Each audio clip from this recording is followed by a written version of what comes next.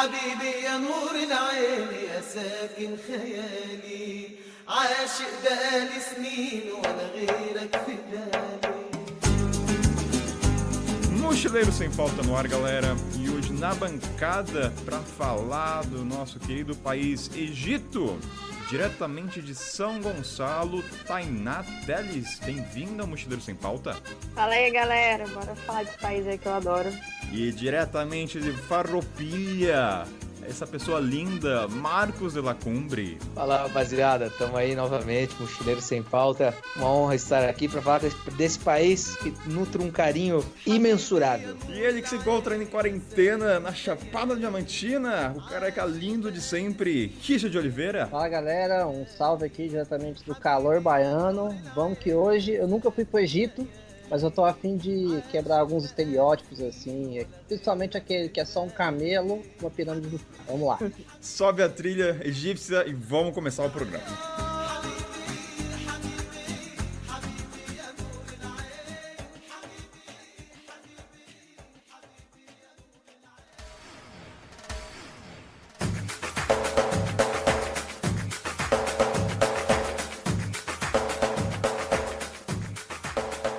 Marcão e Tainá, algum de vocês pegou a scooter na cidade do Cairo? Eu não peguei, não, mas eu fotografei um quase acidente disso. Deve acontecer quase todo dia. Eu naquela sanha de economizar dinheiro, quando eu abri o aplicativo do Uber, que de carro já era barato, mas a moto era mais barata ainda, decidi me arriscar. A primeira vez foi de curioso, a segunda vez já foi de estupidez, e a terceira vez foi de burrice mesmo, mas acabei me arriscando.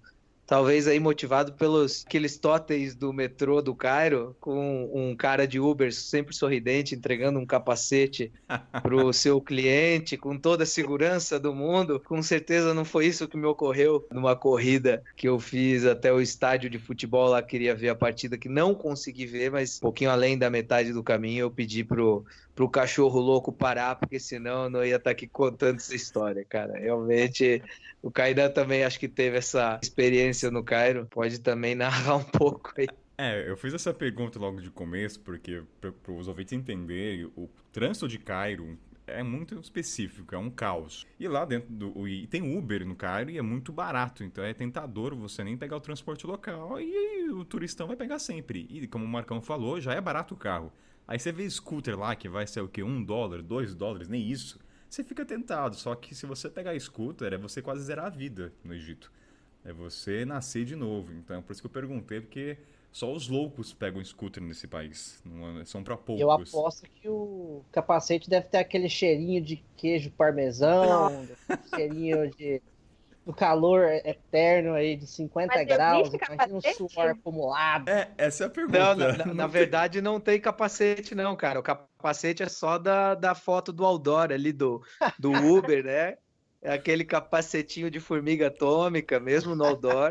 Quando eu peguei, cara, fui pra ver esse jogo, né? Acabei nem conseguindo ver. Mas o cara, daí quando ele viu que eu era um gringo, assim, pô, ele ficou maluco, não conseguia falar nada de inglês. E aí eu comecei a fazer uns stories, né? Enquanto tava tranquilo ali. De repente ele começou, não sei se ele quis começar a se mostrar pra mim, habilidoso, e passava pelo meio-fio e cortava pelos canteiros largos, assim, das avenidas para poder fazer umas conversões que ele não podia. Um horror. E daí ele pegou o celular da minha mão e começou a dirigir fazendo stories. E aí ele só olhava pro celular, não olhava pra frente, cara. Eu realmente achei que eu ia sair, no mínimo, todo ralado daquele dia, mas saí apenas cagado, borrado. Você falou em capacete, eu acho que faz um ano que eles lançaram um comercial só da scooter do Uber. E a propaganda é sempre o motorista entregando um capacete azulzinho, todo bonitinho, o que não existe. Até vale a pena aí para os ouvintes darem uma olhada, que todo aquele capacete que você vê no comercial investido em publicidade não existe. Eu confesso que eu não peguei a scooter lá, porque o trânsito lá já é muito louco, né? E andar de carro lá, o motorista tá olhando no celular, o motorista tá olhando para trás em vez de olhar para frente, então eu fiquei imaginando, imagina scooter, cara, eu quero ficar vivo nesse lugar. Não, os motoristas do Egito, acho que eles, como você falou, vêm dirigir, fumam, vendem no Alibaba, estão falando com a esposa, estão cuidando dos filhos, é tudo ao mesmo tempo. Eu acho que eu nunca vi Não, e dentro do carro, assim, o povo do Egito fuma um caralho. Falando palavrão aqui, porque é muito. Então, assim, a roupa, se você sente mal, você vai sair com roupa impregnada com cheiro de cigarro, principalmente no Uber. Assim, no Uber não, mas no transporte local. O Uber eu acho que alguns proíbem. Mas mesmo assim, o cara fuma, você sente. Então, o cheiro de nicotina tá sempre com você no Egito. Esse cheirinho de cigarro aí, cara, isso aí pode ficar até um pouquinho melhor. Me lembrou um pouco também a minha viagem para Cuba, onde o cheiro do charuto tá impregnado em todos os estofados possíveis, de restaurantes e coisas assim. E depois eu descobri, cara, que esse cheiro, na verdade, ele é valorizado. Em alguns lugares o povo costuma vender essência de cheiro de charuto para você colocar no seu carro. Então tudo depende do interlocutor. Cara, mas vocês já viram o sabonete de tabaco? Não.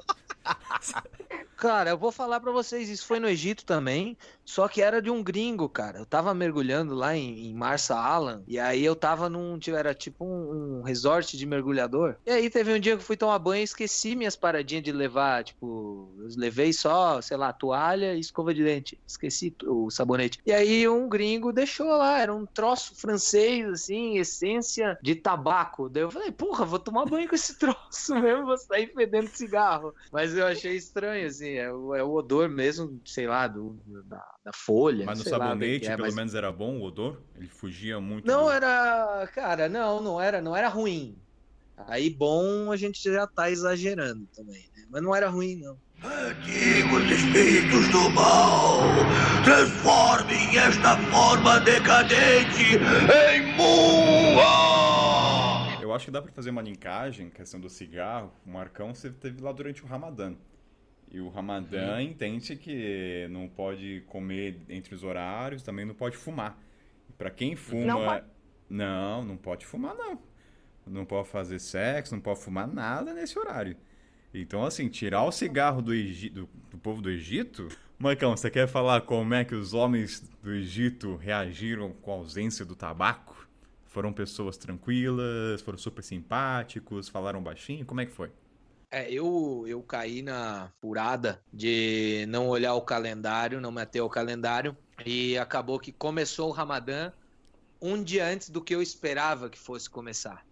E eu tinha me programado de ir numa daquelas liquor shops lá, aquela Drinkies, que é a única, única não, mas assim, é o grande monopólio de bebidas alcoólicas e tal, assim, encontra bares, para eu fazer o meu estoque e ficar em casa tranquilo durante essa quarentena do Ramadã, né? E acabei não conseguindo. O que eu percebi, né, foi que o egípcio, ele durante o Ramadã, ele respeita muito a questão de não comer, né?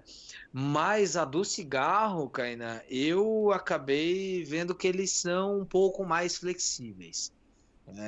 Eu cheguei a ver em algumas regiões casas de chá abertas durante o dia com o narguilé, porém os que respeitam a tradição de cumprir o Ramadã à risca e inclusive ficar sem o prazer da nicotina, né, eles ficam muito mais violentos. Estatisticamente parece também que é um dos meses em que eles são mais impacientes, justamente por conta da privação do vício. Pude notar bastante, assim. Inclusive, eu não sei se eu posso entrar nesse assunto já, mas quando eu estava em Siwa, que foi a parte mais característica do meu Ramadã, porque eu estava no meio de um oásis lá no deserto, fronteira com a Líbia, num acampamento de uns caras que me receberam, todos eles dormiam o dia inteiro, quase 50 graus na cabeça, o dia inteiro eles estavam dormindo. Por quê? Porque eles não podem, mal e mal eles podem tomar água, né? Não podem comer, e todos são muito viciados em cigarro. É uma questão de abstinência, né?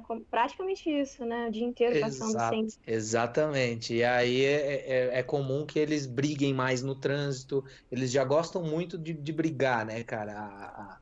A questão de discutir as coisas está muito incrustada na cultura deles, né? Então, Então, mais deixa eu legal perguntar pegar uma um coisa. scooter, né?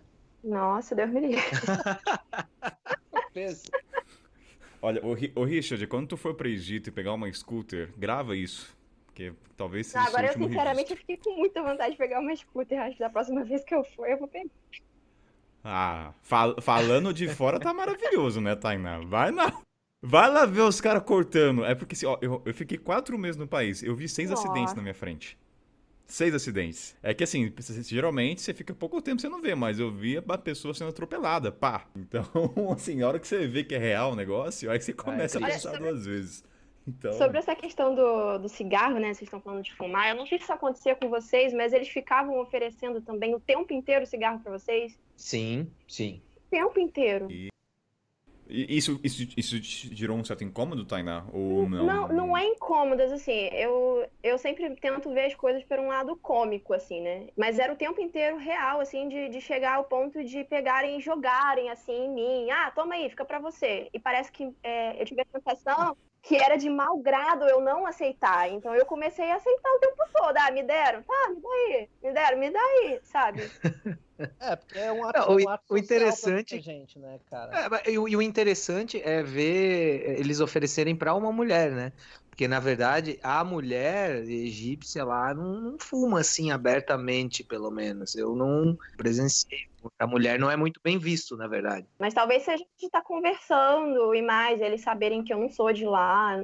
Sim, sim. É, isso deve ter pesado. Na verdade, eu de um tempo pra cá, eu acho que desde os tempos ali de chinês também fuma demais, cara. E de China e Coreia do Norte, eu comecei a levar comigo ou o paeiro de Minas Gerais, ou sei lá, um cigarrinho.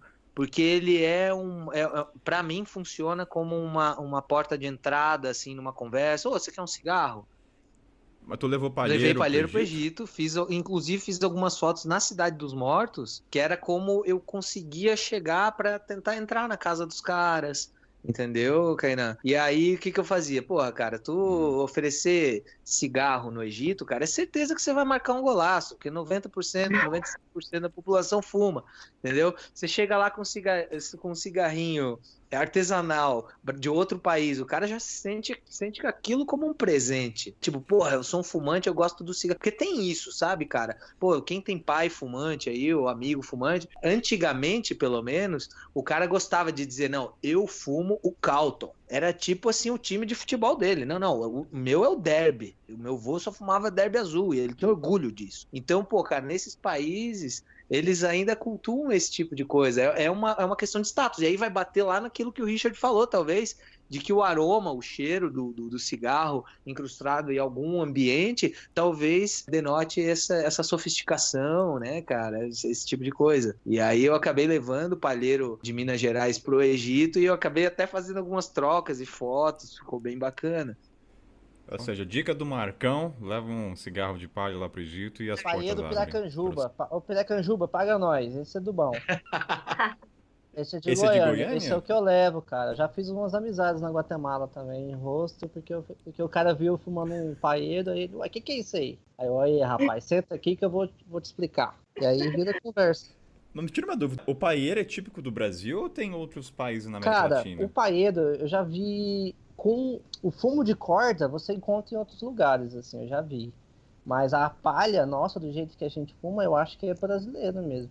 Porque o cigarro com a palha que a gente fuma, eu não vejo fora. A galera vai mais palhinha do charuto, aí enrola com folha de bananeira seca mesmo, sabe? Isso, Richard. Eu acho que não é no Brasil inteiro, porque aqui no Rio não é comum. Pois é, cara, e o interior do Rio aí tá bastante ligado aí com o interior de Minas Gerais, né, cara? Pelo menos foi o que eu senti quando eu viajei aí mais pro interior do Rio. Engraçado, né? Quando eu tava fumando paia no Rio, todo mundo achava que era Beck. Aí eu falava, não, né? Mas o paeiro assim, enroladinho nessa palha mesmo, ali com o fumo moído ali, cara, eu nunca tinha percebido mesmo, cara, mas eu acho que é brasileiro.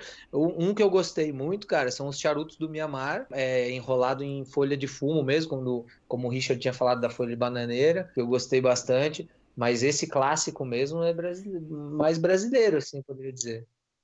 Marcão, pra quem tá ouvindo a gente, tá parecendo que a gente tá falando só de fumo aqui, né? Pois Especialistas é. em fumo aqui. Porra, sem pauta, O patrocínio né, cara? da Philip Morris não ia mal, né, cara? O Souza Cruz aí. Não, vamos voltar aqui, vamos voltar pro eixo, deixa eu conectar então com o cigarro, vai. Marcão, vamos lá. Você como viajante, recomendaria uma pessoa ir no Egito durante o Ramadã como experiência ou você acha que é muito extremo? Ah, eu recomendaria. O O que você viu durante o Ramadã que é único e você só percebe durante essa fase e que você não encontraria? Assim, eu recomendaria, é sofrido, mas eu recomendaria porque não existe viagem ruim, ruim é não viajar. Então você tem que fazer disso uma limonada. Foi a minha primeira experiência com o Ramadã e em dados momentos eu fiquei bastante emputecido, porque, pô, cara, chega no momento que você sai na rua e parece, sei lá, cara, o The Walking Dead, você não vê, cara. Pô, é um país que tem bastante comida de rua, e esse tipo de coisa e, cara, os caras estão sempre respeitando, você começa a ficar puto, porque não é a tua cultura, né, mas você tem que estar inserido nela, né.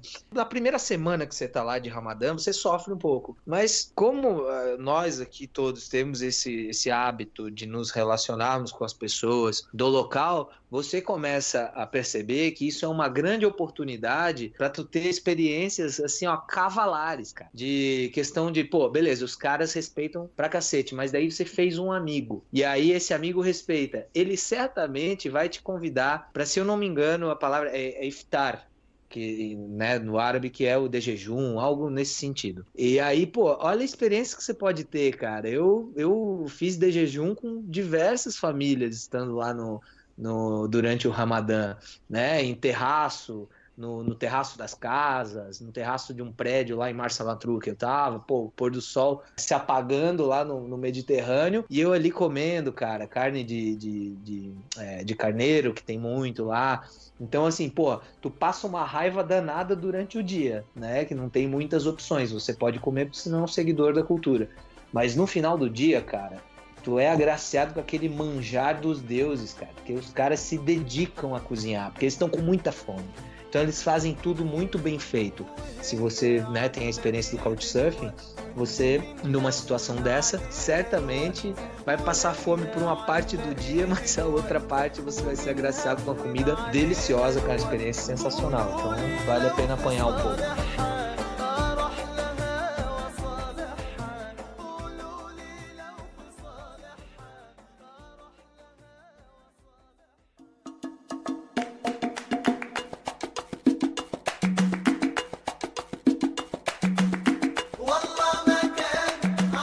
Então, Tainá, a gente estava falando aqui agora de Ramadã, mas a parte que me interessa é comida de rua. Quando a gente fala de comida do Egito, o que vem à sua cabeça? O que você gostaria de lembrar e o que você quer recomendar pra gente aqui? Sem dúvidas é o kosheri e o sanduíche de falafel. Pelo menos é o que eu me entupia disso. E até o Kainan fala que o kosheri aí é uma bomba uma explosão de carboidrato, né? Porque quem não conhece o kosheri, ele é o arroz, a lentilha, cebola frita, macarrão, tem um molho de tomate e eu acho que às vezes, acho que nem sempre vem um molho de alho. De vez em quando também tem alguma coisa de limão junto. Limão e alho. Limão e alho, né? É. Cara, eu comi isso em tudo quanto é lugar, pelo menos eu achava que era sempre a comida mais barata de lá. Pelo menos é uma das minhas comidas, inclusive, favoritas. Parece uma grande gororoba quando você puta assim, você fala assim, mano, eu vou comer isso, pelo amor de Deus. É muito feio. É muito feio, mas eu acho caralho, é delicioso aquele negócio. É a melhor gororoba da vida. Mas quanto tempo você demorou pra começar? Porque eu demorei. Eu comecei a comer coxinha depois de um mês. Depois que eu fui provar, porque visualmente, né, realmente não é bonito, não é nada atrativo. Então eu só comecei a comer porque tinha outro viajante, vamos comer kosheri. Aquela cara minha, que tudo cheio de joga em cima, quando fui comer, eu falei, caraca, isso aqui é bom. E é barato. É. Muito barato. Barato quanto? E alimenta, né?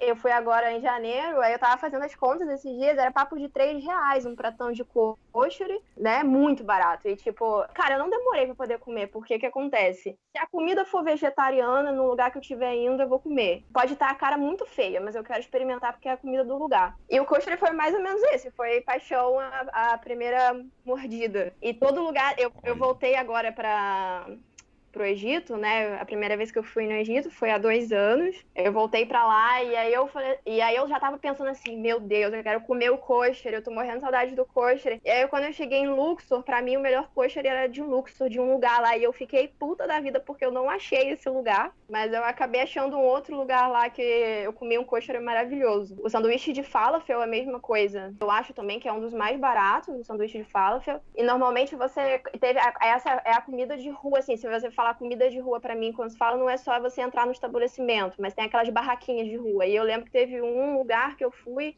foi em Luxor também, e tinha um trailerzinho assim, e aí vinha um sanduíche, vem um monte de falafel, e normalmente eles colocam uma pasta, que eu não sei do que é, e aí tem uns legumes, tipo pepino, tomate e tudo mais, e encheram de batata frita. Cara, eu não consegui comer metade daquilo e foi em base também de R$3, assim, é muito barato comer no Egito. E é bem servido, né? Eu acho que o Egito, dentre os países africanos, é o que teve maior variedade de opção na rua. E, Richard, só te dando um valor, né? Um prato de kosher que te alimenta, vai, consideravelmente, vai sair... Agora o dólar tá caro, mas tá em torno de $1. Então tá R$5 aí, mas na época devia estar uns R$3,50. Ou seja, Egito foi um dos países mais baratos pra comida. Eu até fui num restaurante que era... Esse restaurante é mais turistão. O único restaurante que eu me permiti fazer isso. O nome desse restaurante é Sofra. Ele fica em Luxor. É um restaurante bem famoso. E, cara, mesmo sendo um restaurante bacana, a comida é muito boa, assim. Muito boa mesmo. E era muito barato, assim. Se eu fosse num restaurante bacana aqui no Brasil, nunca que eu ia conseguir pagar o que eu consegui pagar no Egito. Então, opções assim, vocês acabava que nem cozinhava tanto, então. Cara, é impossível, eu acho. É tão barato que eu acho que você teria mais trabalho em comprar as coisas, encontrar um lugar pra cozinhar. Eu acho que o Egito, como também alguns países, não tem a cultura muito da cozinha. Eu acho que é mais de rua mesmo, entende? Eu acho que sai mais em conta. Eu acho que na questão, aspecto mochileiro de você cozinhar, eu acho que seria muito mais caro comprar os produtos e você mesmo preparar. Porque lá, acho que na rua, é em toda esquina. Nunca fui para a Ásia, mas ali no Egito, assim, cada esquina tem comida mesmo. Então, tanto é que você ganha peso lá, né? Se você perder peso, eu vou falar que você não vivenciou o Egito. Se bem que o Marcão perdeu, peso, né? Mas... Eu perdi peso. Não, você é exceção. Você esquece. Não, você tá fora da curva. Não vem, Mas, não. cara, você... não foi uma questão. Tava no Ramadã. É boa. Não, cara, mas assim, ó, eu comi bastante lá, sabe? Mas eu perco peso porque é natural já, toda viagem eu perco peso. Agora, uma comparação com a Ásia, na verdade, cara, pode ter bastante comida de rua lá no Egito, mas não se compara com a Ásia, mano. Pra mim. Meus parâmetros são África. Eu não tenho parâmetro Ásia. Eu acho que o Richard ia adorar, cara, comer esse kosher. Você ia curtir, Richard. Puro carboidrato, cara. Esse é o estilo de comida que eu gosto. Eu tô sempre buscando comida de rua. Mas aí a gente tem sempre aquele esquema, né? A gente tem que adaptar o organismo também, né? Rolou umas caganeiras sinistras aí, infecção, ou foi de boa? Pra mim foi de boa. Nunca rolou nenhuma caganeira no Egito, não, cara. Mesmo comendo esse sanduíche de falafel aí de rua, podrão mesmo, jamais. Não, cara, pra mim também não. Pra mim, eu passei zerado no Egito. E olha que cara, cheguei a comer uma espécie de hot dog na Cidade dos Mortos. Na Cidade dos Mortos, não, na Cidade do Lixo. Que o cara me deu, assim, ficou me beijando, assim, falou, né? Porque não vai quase gringo lá. E aí eu tive que comer ali, até que tava bom, mas era na Cidade do Lixo. E sobrevivi também, cara. Ô Richard, você sabe quando o viajante já tem um sistema imunológico forte pra caganeira? Quando ele vai nos países bem radicais e vê que tem mosca voando na cara, ele não fala nada e come. Esse é o nível. Mosquinha é carinho, né, mano?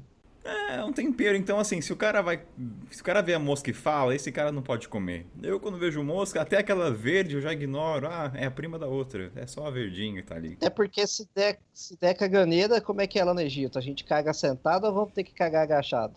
Cara, desculpa, vou falar pelos dois, mas no Egito você lembrou de uma coisa. Eles têm a melhor privada que já existiu nessa face da Terra.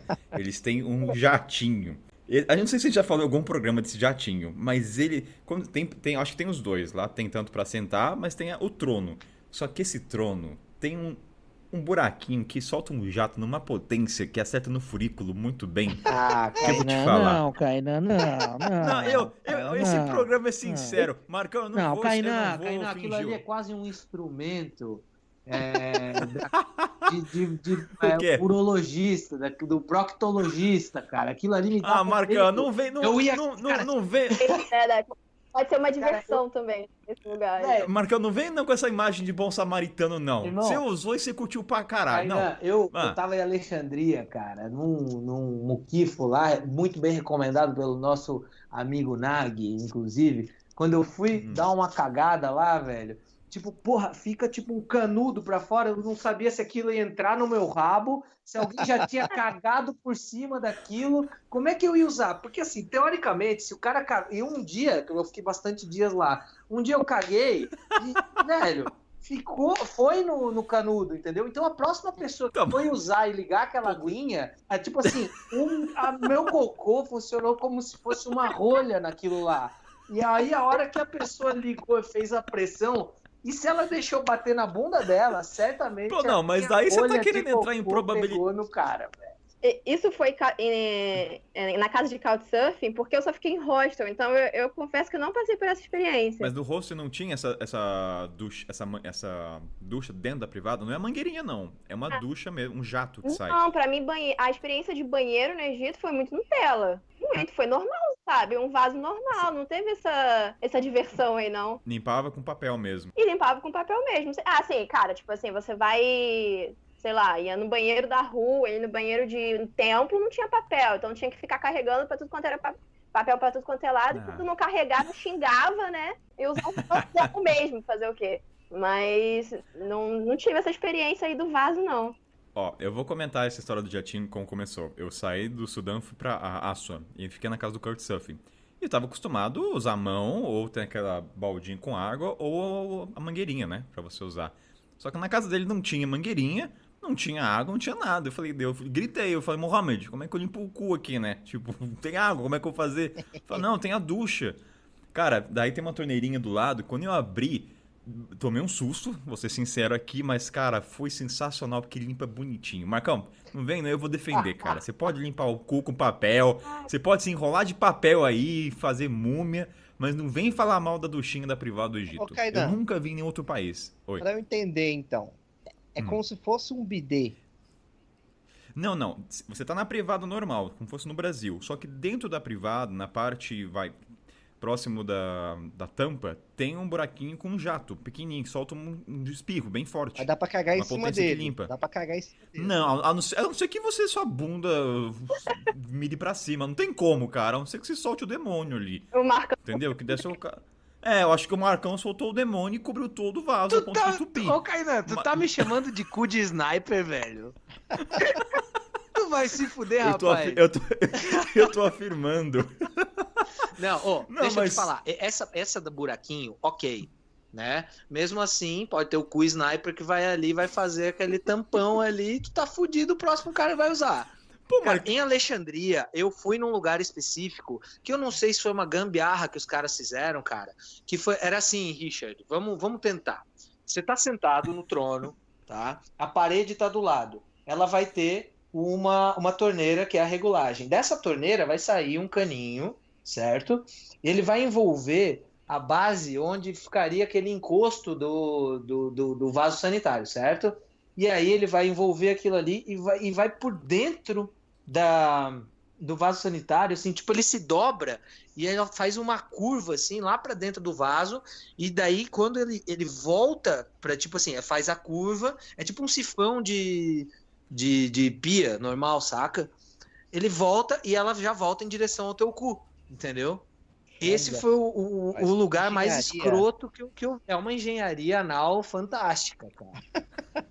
Mas a utilidade realmente é para higienização e você também só ativa ela se você quiser, não é uma parada que você sentou, o negócio ativou, espirrou. Não. Não, você tem que girar a torneira. É manual, é artesanal. Então primeiro você caga, depois você abre para limpar a bunda, não tem perigo de cagar por cima. Você nem precisa levantar, você já senta ali, já abre e puf, entendeu? Já sai com o cu limpo. Simples.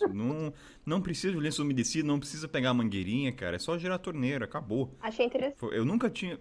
Isso é incrível. Vamos importar isso pro Brasil, velho. Então, quando tiver minha casa, eu vou colocar isso. É uma praticidade. Meu Deus, cara, mas é só botar aquele chuveirinho do lado, cara. Pra que isso? Marcão, mas é que você gosta de chuveirinho. Não, você quer chuveirinho. Aí é outros 500. Mas já falamos bastante de... Ficou claro, Richard? Conseguiu visualizar essa privada? Eu vou botar no Google aqui que eu fiquei mais interessado, mas tudo bem. Vamos lá. Eu vou colocar. Antigos espíritos do mal, transformem esta forma decadente em Mua! Lá no Egito a gente sabe que é narguilé pra todo lado. cada esquina e é um preço muito acessível. E junto onde tem narguilé também tem casa de chá. E era muitas vezes meu passatempo. Eu chegava lá, tomava um café, um chá, sentava e fumava. Não fazia mais nada. Vocês também faziam isso? Era a maneira de entreter vocês? A não ser que vocês iam sozinhos ou sentar... Porque se você não conhece ninguém, talvez seja um pouco chato. Era um passatempo? Então, da vez que eu fui poucas vezes, mas a primeira vez estava viajando sozinha e aí eu tava passeando com Mohamed, né? Mais um Mohamed no Egito. E aí ele foi e me chamou pra poder ir nesse lugar e, tipo, normalmente só tem... Eu não lembro de ter visto alguma mulher. Vocês ficaram mais tempo no Egito, vocês podem falar isso depois. Se vocês viram muitas mulheres nesses lugares. Mas a impressão que eu tive é tipo um botecão do Brasil. E ele foi me chamou, a gente ficou bebendo chá lá e fumando narguilé. Tem um outro lugar que é bem legal, que pelo menos nesses de rua, assim, normalmente, que você vê em todo o bairro, mas um lugar que eu não via nesses de bairro, as mulheres, normalmente, nesses lugares, mas mulher você vê muito lá no mercado de Kenel Khalili, em Cairo. E é uma coisa que é mais bagunçada, mais muvuca mesmo, né? E tem mulher e tem homem. Tem homem e tem mulher junto. Mas eu tive poucas experiências nesses botecãos aí, mas eu achei o máximo, assim. Depois teve uma outra agora também, dessa vez que eu fui também. Eu tava com um amigo meu, a gente tava procurando um lugar ali perto das pirâmides pra poder comer, e ali tudo é super caro. E aí a gente falou assim, vamos parar aqui nesse boteco aqui pra poder comer alguma coisa. E acabou que não tinha nada pra poder comer. E era essencialmente o quê? O chá e o narguilé, né? Eu tenho uma sensação, Tainá, que o narguilé no Brasil, ver se o Richard e o Marcão concordam, mas ele é um pouco vulgarizado, né? Parece um pouco rebelde. E eu tive essa impressão. No começo, no Egito, eu ficava meio receoso. Eu achava que era muito pecador fazer aquilo. Mas depois eu vi que... Coisa de adolescente, rapaz. Então, mas daí que tá... Não é rebelde, depende do como você cresceu, foi educado. Mas pra mim foi uma barreira fazer o primeiro trago do narguilé. Meio que tava me corrompendo, entendeu? Não sei se pro Marcão e pra Tainá foi a mesma coisa. Porque lá é tão presente, Richard, todo mundo, entendeu? É cultural. Tanto que é muito barato você comprar. E eu acho que muita gente compra como presente.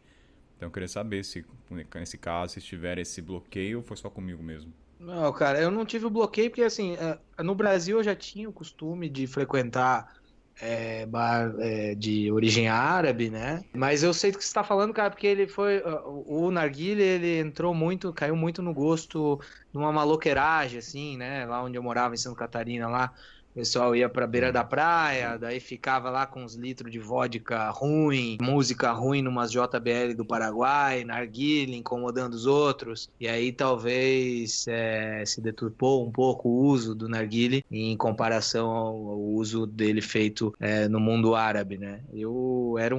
Ir às casas de chá, a esses botecos, assim, né? Era o que mais se assemelhava aos botecos, né, que era o meu grande prazer quando eu tava no Brasil, era ir no bar do Babão. Daí eu achei um bar do Mohamed lá, só que não tinha cerveja. Então, era um alento, né, ao meu ócio durante o Ramadã, aí toda essa abstinência alcoólica que eu tava. E aí eu fumava narguilé lá, e realmente é bem diferente o de lá do que é fumado aqui. Se você dá umas puxadas maior, você acaba ficando um pouquinho mais tonto, dá uma pira.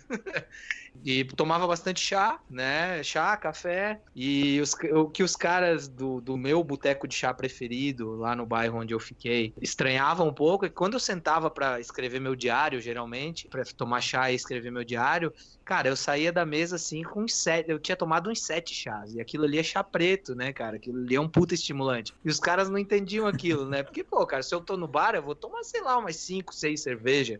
Então eu vou ficar aqui, eu não sei ficar só com um copo na mão. E daí os caras estranhavam. Mas é bem legal. E assim, eu nunca vi mulheres frequentando, pelo menos esses de bairro, né?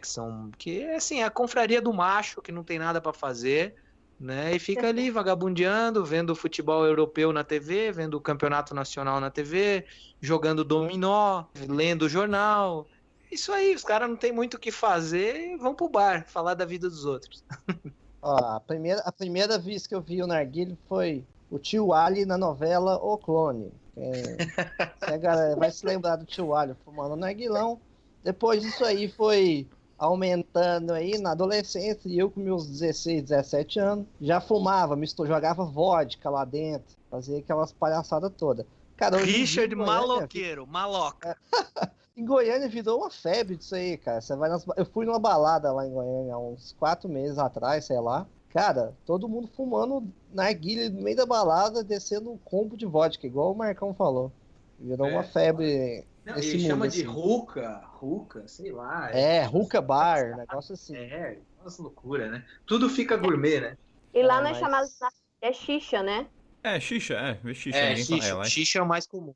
Mas eu tenho certeza que a maneira que a gente utiliza, principalmente lá em Goiânia, é bem diferente do mundo oriental aí. Eu nunca tinha fumado no Brasil antes de ir. Aí a primeira vez que eu fumei foi quando eu fui pra Jordânia. E aí depois quando eu fui pra Egito, mas parece realmente que lá é uma tradição, né? Não é uma questão de bagunça como é aqui. Por exemplo, você vai fumar narguilha quando você tá num momento com amigos e bagunça. Eu acho que lá todo mundo tem narguilha em casa. Eu acho que meio que é justamente isso. Além de ter o chá, é o momento de estar com seus amigos ou passar assim a hora. É uma coisa, me parece mais uma coisa meio uma vibe de relax assim.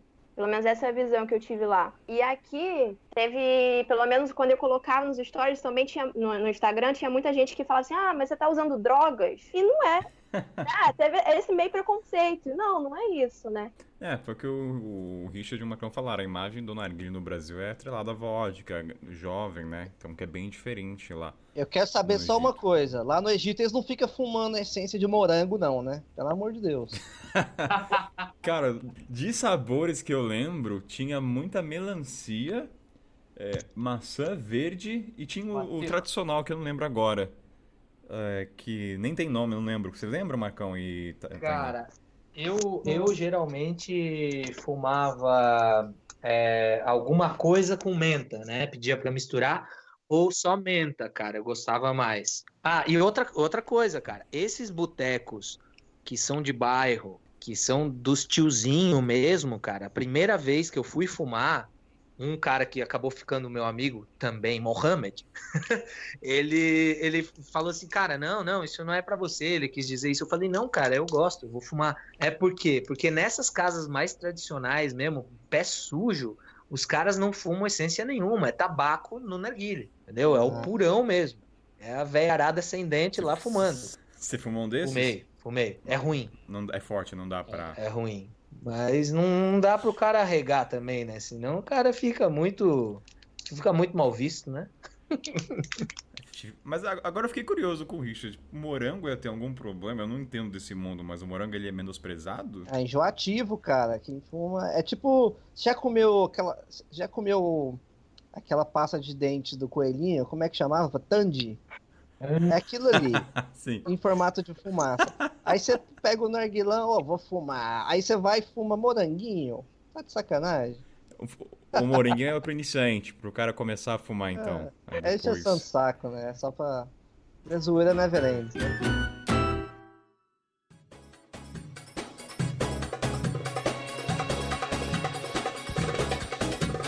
Richard, tinha uma dúvida. Nessa tempo de estrada aí das Américas, teve algum momento que comprar um ticket se tornou quase um obstáculo? Uma missão tipo MacGyver? Rapaz, só uma vez que eu tava tendo um festival muito doido numa cidade em Otavalo, no Equador, que tinha uma fila de pelo menos 140 pessoas e eu já tinha feito check-out e já era meia-noite, então eu tinha que chegar na cidade. Mas normalmente é bem tranquilo. Você compra na internet, você compra na rodoviária.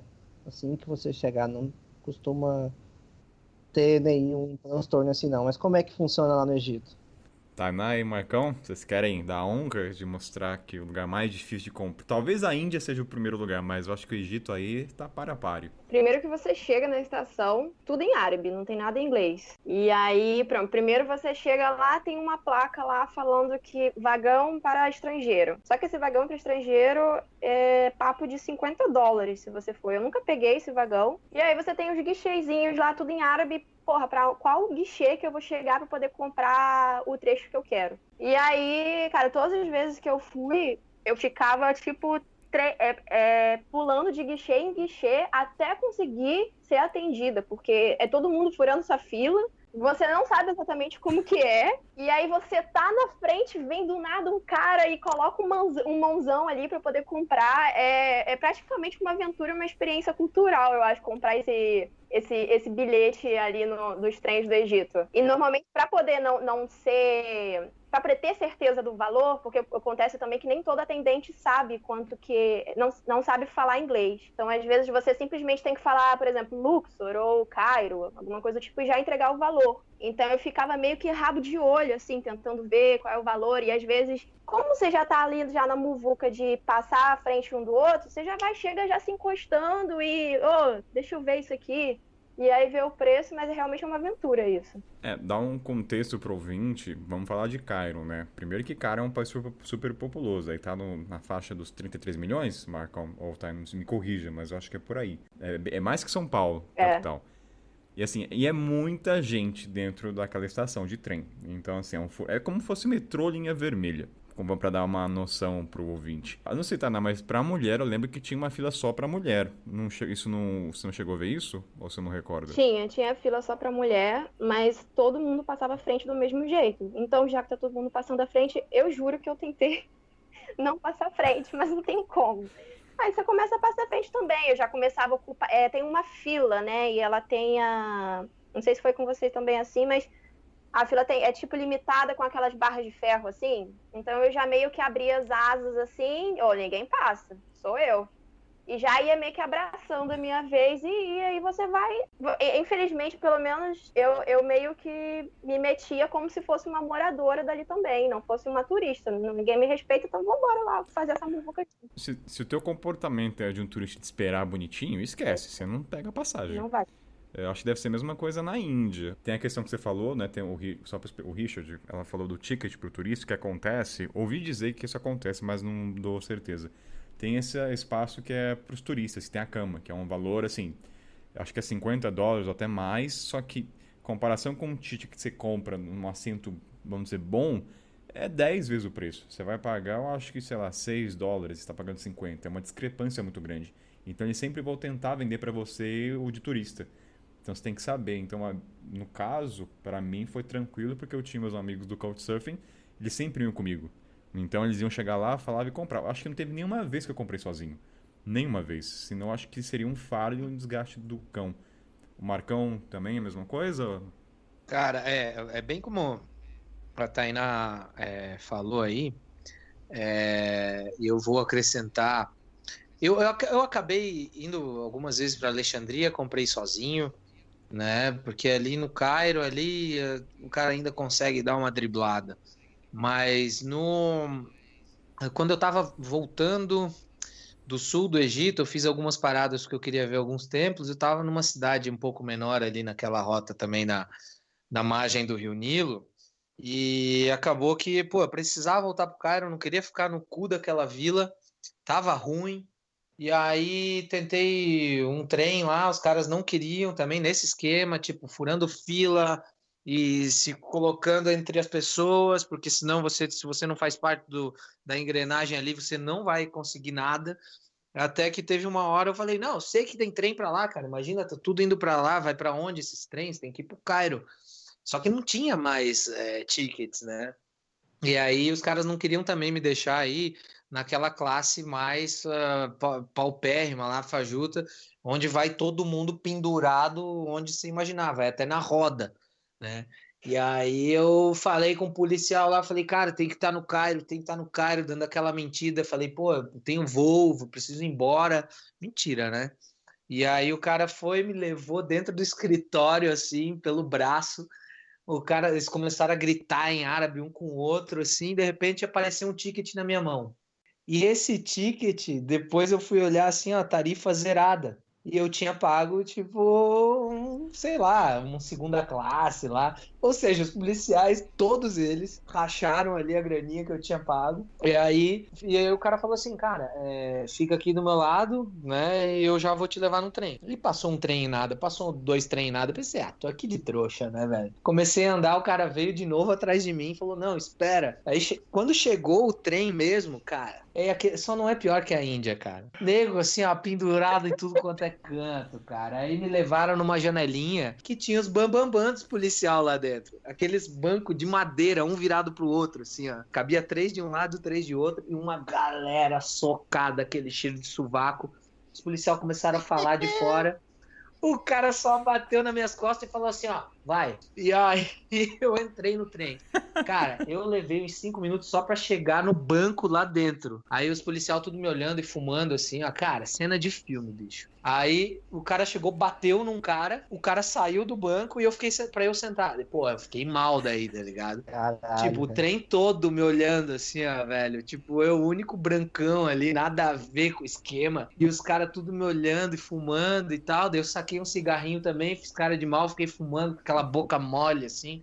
Tipo, olhando pros caras. Daí já comecei a ficar mais brother, assim. Tipo um mafioso, assim, que chega no lugar, né? Porra, meio receoso. E, pô, cara, mas fiquei mal. Por quê? Porque, porra, né, eu participei de uma corrupção, policiais pegaram ali o dinheiro, provavelmente, e ratearam entre eles, não era grande coisa, mas daí viajei nessa porra desse trem, cara, eu fiquei umas 5 horas nesse trem, e ele era muito, mas muito, muito lento, ele parava até na casa da tia Maria ali, cara.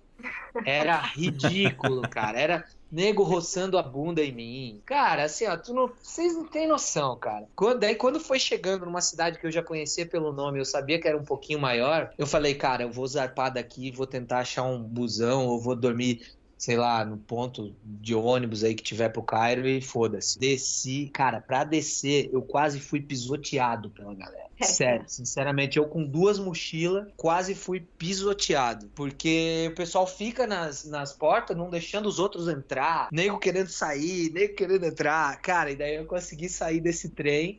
Dei sorte que atravessei a rua, era uma cidade um pouquinho maior, tinha lá as paradas de ônibus e eu já consegui pegar um busão pro Cairo. Cheguei de manhã ao Cairo.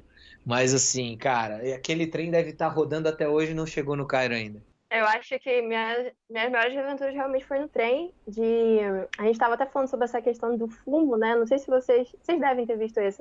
Que sempre entre um vagão e o outro, lota de gente ali fumando. Sim, sim. E cara, como é insuportável, porque ali o banheiro realmente fica ali, né? E você vai no banheiro, aquele pior banheiro da vida, aquele trem. Nossa, cara, sério, banheiro muito sujo.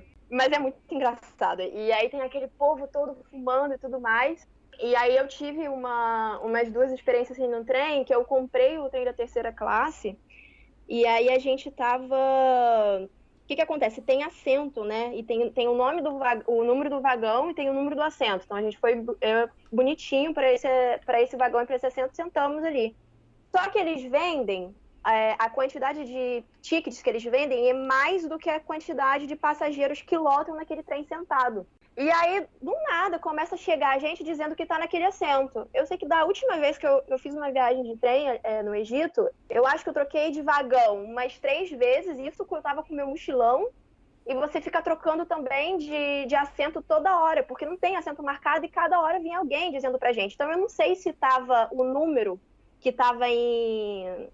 O número do alfabeto da gente era diferente do alfabeto do árabe, eu não sei se estava certo ou se estava errado. E a gente ficava naquela onda de ir para lá e para cá até a hora que... E a gente é turista, né? Não é normal você ver turista nesses vagões. Você vira o centro realmente de atenções ali. Cara, é uma aventura mesmo esse rolê do trem ali. Antigos espíritos do mal, transformem esta forma decadente em Mua!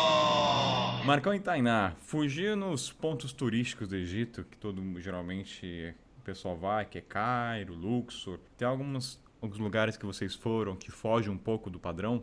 Eu acho que pra mim, sem dúvidas, é Dahab, que inclusive pra mim é um dos melhores lugares do mundo, assim, tá aqui no meu coração guardado. Então, por favor, discorra sobre Dahab, né? Por que foi o seu lugar favorito? O que diferencia dos outros lugares? Cara, a primeira vez que eu fui pro Egito, eu cheguei pro Egito por Dahab, né? Então eu ainda não tinha conhecido o Egito mesmo, porque Dahab é muito diferente do resto do país. Uma das coisas que me fez voltar pro Egito e super sentir saudade do país realmente foi esse lugar. Cara, pelo menos a sensação que eu tenho é que é como se fosse digamos que não é uma vila, assim, mas é uma pequena parte do Egito que me parece ser muito roots e é onde as pessoas do Egito se sentem mais livres nesse local. E além de ter o Mar Vermelho, que ali é bem na costa ali do Mar Vermelho, e você tá na praia, a praia ali não tem uma grande faixa de areia, mas você já desce ali no mar ali, cara, você dá umas braçadas, pronto, já é cheio de coral, um dos lugares mais bonitos do mundo pra mergulhar. E na primeira vez que eu fui,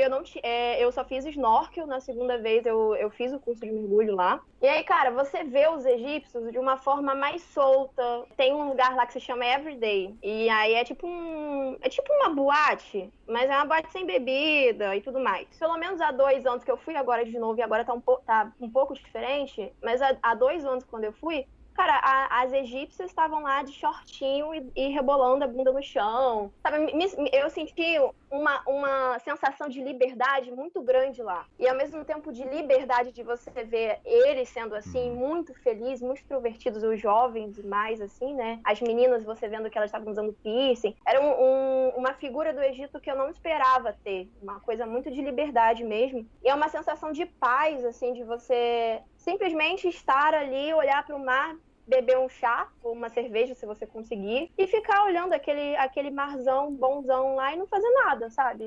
Pronto, é isso. É só uma sensação de paz que você não precisa de muito. O Egito te dá muito, te dá templo, te dá uns lugares surrealmente bonitos. E Dahab simplesmente não tem essas coisas de templo, mas tem paz, que é um dos poucos lugares que eu senti isso dos lugares que eu já viajei no mundo.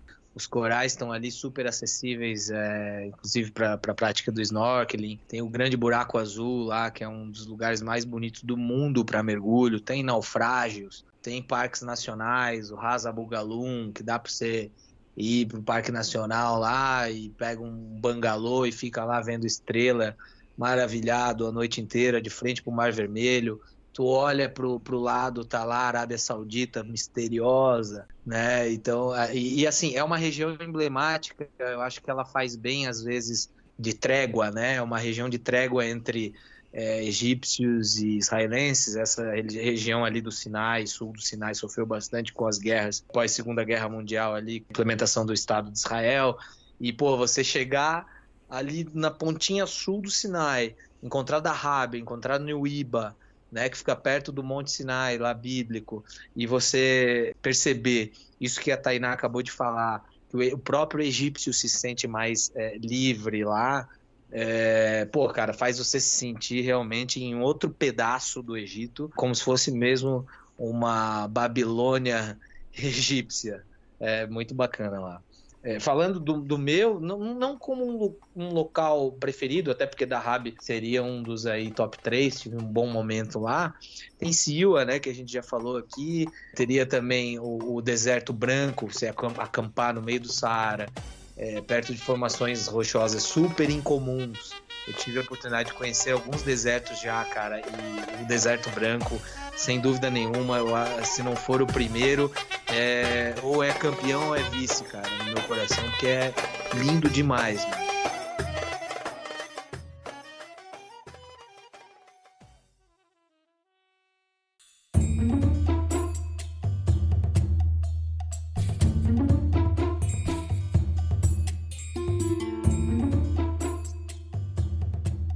Marcão, falando de destinos pouco comuns, vamos falar da nossa querida Siwa. Vamos. Que eu acho que a gente pode entrar num acordo aqui, que é o nosso lugar favorito. Ó, não dá nem vontade de falar, vou ser bem sincero aqui, viu? Não dá vontade, porque senão vira aquela geotag, aí o pessoal vai. Eu vou falar, sou sincero, eu acho que tem coisas, aí pode ser até um episódio. As pessoas têm que descobrir por conta própria. Eu acho que falar em roteiro e dica, às vezes isso pode ser uma coisa malévola. Tende a ser mais negativo do que positivo. Uhum. Mas a gente vai falar aqui, mas assim, sabe que pra Siwa não é um roteiro... De locomoção existe um pequeno esforço. foge da rota. Você tem que sair do comum de Luxor e Cairo, mas vamos Na lá. verdade, nesse sentido, cara, né, que você está falando, e eu acho que todo mundo aqui compreende, a gente tem um pouco esse apego aos lugares que a gente tem um carinho maior. Eu, por exemplo, se eu tenho um lugar que é muito, muito, muito massa, eu vou ali dizer para 10 pessoas que eu amo muito irem, por isso que tem esse apego, né? Mas assim, já faz uma grande triagem, Siwa está tipo a 20 km da Líbia, portanto é muito mais difícil chegar lá, e nós sabemos que mesmo que ainda que as pessoas digam que amam viajar e amam a liberdade, quando elas estão em campo, às vezes elas não agem dessa maneira e são bastante preguiçosas, né? Então, assim, Siwa tá lá, verdade. velho. Você quer ir? Maravilha. Ó, então a gente pode começar esse programa. A gente sempre fala de cocô, lenço umedecido, que é o Richard a cada propaganda. Então eu vou começar com esse programa não é provocações do Abu Janra, mas sempre vai falar de merda, minha maneira de provocar. Marcão, você gosta de escrever coisas inapropriadas, não é mesmo? Não, tô brincando. Mas a pergunta que eu quero fazer, conectado com o Siwa, é: você flutuou feito bosta nas águas lindas e cristalinas de Siwa ou não? Eu judiei das águas cristalinas de Siwa. Putz, cara, foi sensacional. Tem um poço lá de extração de sal. É lindo, é maravilhoso. Se tu fizer algumas fotos, né, para quem é fotógrafo, fazer umas fotos mais fechadas, vai parecer que, sei lá, você tá na Islândia ali, em algum lugar assim, porque é tudo branco, uma água azulzinha, né? É salgada de arder, cara, de arder. Né? E, pô, se você tá com alguma fissura no corpo, ou inclusive, agora eu não tô brincando, às vezes, pô, você tá com o rabo assado, né, velho? De passar papel higiênico e tal, você tem alguma fissura, você entra naquela água, cara, você sente como pequenas agulhadas, pequenas facadinhas, assim, aquele sal penetrando nas suas mucosas, cara, aquilo é maravilhoso. Eu me fudi naquela água com sal. Porque assim, você foi no verão, eu fui no inverno. Uhum. E assim, quem já foi pro Egito sabe que o inverno do Egito não tá pra brincadeira. Aquele casaco que você aumenta uns 20 quilos. Daí eu fui com o meu host, fiquei lá quase 2 semanas. E cara, se eu tinha alguma coisa embaixo das cuecas, naquele dia desapareceu quando eu entrei na água. Porque tinha uma galera de 6 pessoas. Porque o que acontece? Quando tá frio, você entra na água, depois passa, você para de tremer. Naquele dia a gente não parava de tremer. A gente ficou 10 minutos e eu sou burro, né? A gente nunca... Foi a primeira vez que eu tive contato com uma água que eu não afundaria. E a gente é uma criança, né? Você quer brincar, você quer pular, você quer saber como é flutuar na água. Você quer desafiar a física, falar, não pode ser, eu tenho que afundar nessa merda aqui. Aí foi o que o Marcão fala. É estilo Mar Morto? É estilo Mar Morto, mas ali no caso é escavação de sal, não é isso, É, Marcão? Ali não ali a é aguinha- natural. Tainá, eu não sei qual a experiência que você teve no Mar Morto lá, eu tive uma bem pobre, assim, né? Então, assim, eu tava numa parte... Peraí, antes de você... Não, peraí, antes de continuar, o que é pobre no sentido de Mar Morto? Não, cara, Eu não entendi. porque, cara, se você digitar hoje Mar Morto, tour no Mar Morto, porra, cara, você vai ver uns resortzão, assim, principalmente o lado... Não sei se principalmente, mas o lado israelense tem bastante. E propriamente, e na Jordânia também, porque a moeda da Jordânia vale mais que o dólar. Então, por você entrar numa propriedade para só pegar na aguinha ali, porra, cara, vai ali seus $20. É ridículo, né? Não vem, né? É Entendi. sentar no bar, pedir uma cerveja de 20 pila e não vem ninguém no teu colo. Aí, no Mar Morto, cara, minha experiência pobre lá foi que eu tava com um cara que era local e aí ele conseguiu achar um lugarzinho lá que tava bem feio, mas era o Mar Morto. Tinha ondulações, a água não tava cristalina, não sei, cara, tava barrenta, tinha o lodo embaixo. Foi bacana a experiência, mas sim, uma vez só na vida, né? E aí, fazendo o oposto ao Mar Morto, aí em si é um tanque, né? Então, assim, cara, pra mim não tem nem comparação, essa é a coisa mais linda. Só que são atrações diferentes, né? Um é mar, o outro é um tanquezinho, assim, e tal. E a coloração muda muito, né? Se você vê o Mar Morto, você nem consegue ver embaixo. Lá de cima você vê tudo. Você já entrou... Agora, Tainá, você já flutuou também que nem cocô ou não? Nunca teve essa chance? Já, flutuei que nem cocô no Mar Morto na Jordânia. Foi uma versão melhor do que de Israel, porque de Israel foi essa versão meio pobre também. Porque o que acontece? Se você não pagar um bom resort, né? Se você não pagar uma boa pílula para poder ir, você acaba indo em praia que normalmente está super movimentada. E aí se movimenta muita lama. Embaixo, aquela coloração da lama sobe muito. Então, ao invés de ser essa parte cristalina, como vocês estão descrevendo, Siwa, a água é mais marrom do que tudo. E eu também boiei também. Tem uma... Cara, não lembro, acho que é Laguna de Baltinate, no Atacama. Acho que é alguma coisa que se chama assim. Tem Baltinache, aham. Isso. Tinha a Serrar também, ali no Atacama. Tem bastante aqui. Tem no norte da Argentina também tem. Mas eu lembro quando eu pesquisei brevemente sobre Siwa, eles falam que a concentração dali, por ser também um minério de sal, é absurdamente alta o índice em comparação com o Mar Morto. Tanto que, assim, eu tava falando da burrada que eu fiz, eu fui lá despretensiosamente com meu amigo, e a gente entrou naquele frio, e quando a gente percebeu, a gente não tinha água pra se limpar. E foi o que o Marcão falou. Era sal no corpo inteiro que machucava só de mexer o cotovelo, o braço, as articulações. Ardia. Então, assim, doeu mesmo um pouco, sabe? A foto, depois que secou, tava branco. Eu acho que demorou um dia pra tirar o sol no corpo. E a parte mais engraçada, isso aí vira peripécia da vida, né? O Mohamed, é outro Mohamed também, né? Ele levou a máscara de mergulho. E a gente não tinha noção, assim, quando você pula, inconscientemente você vai de olho aberto, né? Você não pensa que pariu, tem muito sol e vai arder. Achou? Cara, não fui eu. Não, ele começou a gritar, meu olho, tô morrendo, cara. A gente começou a rachar de rir de fora da desgraça do cara. E o pior foi, depois que eu pulei depois, tava um frio, éramos em 3. Aí o outro Mohamed, o que tava junto comigo na água, falou assim, joga a máscara. Cara, a hora que ele jogou a máscara, jogou a uns 30 centímetros, a máscara começou a cair. E assim, a profundidade daquela bacia era de 1 metro. A gente demorou 2 horas pra tentar pegar e não conseguia, porque você não conseguia afundar. Era muita pressão contra. Então, assim, virou uma peripécia, a máscara ficou até hoje. Então, eu lembro muito carinho desse dia, cara. Joga a máscara e, geralmente, é o contrário, né? Alguma coisa afunda e você mergulha. Ali a gente tava tentando afundar. As tentativas eram falhas, assim, de água entrando na boca, ardendo, o olho, né? Queira ou não, você tem que lembrar toda hora de fechar o olho, mas é inconsciente isso. Então, assim, Siwa se tornou um lugar com muito carinho, boas histórias, ainda mais na água de sal. Antigos espíritos do mal, transformem esta forma decadente em Mua! Ô, Kainan e o Marcão, eu queria saber como que vocês fizeram esse percurso lá em Siwa. Eu acho que o Marcão falou que conheceu uma galera e acabou indo pra lá, mas, Kainan, eu queria saber como que vocês chegaram mais ou menos nesse lugar, porque a gente sabe que a logística do transporte lá pra Siwa e acessar esses lugares não é muito fácil, né?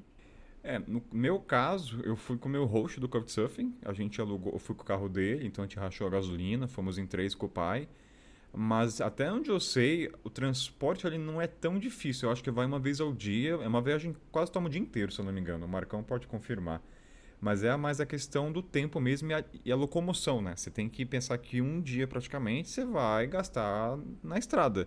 Então, quando você vai para o Egito, a não ser que você tenha tempo. Então, Marcão, você foi de ônibus, Marcão?